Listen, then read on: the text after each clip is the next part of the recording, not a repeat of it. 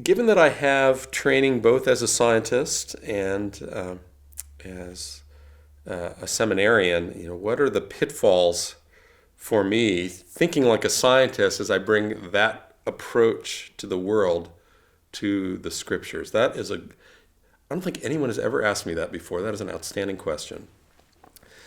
Well, scientists are really good at picking things apart.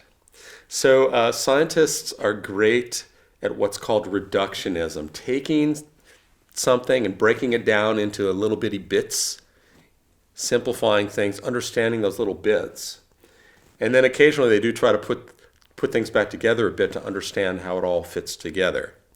But that tendency to break things apart and to try to extract little bits of knowledge, that is something I think that you need to resist when you come to the Bible.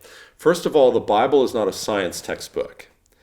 I write science textbooks, so I know a bit about that. I write a cell biology textbook. The Bible is not that.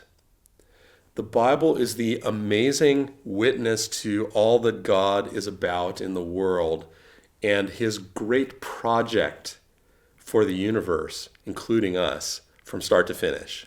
If we read it that way, we're going to get it right. If we read it as a sort of textbook of little bits of knowledge, the way a textbook might have been written in the 20th or now in the 21st century, I think we're going to misunderstand how the Bible works and how we ought to think about it.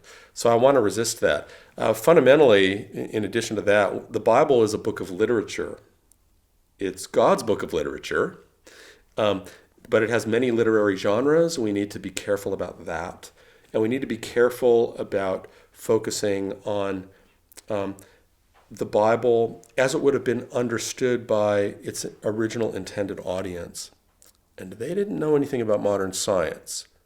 So to read back modern science into this wonderful, inspired book, to me, is something dangerous. And I want to be careful not to do that as a scientist, not to expect more from this book from a scientific perspective than this book wants to be about itself.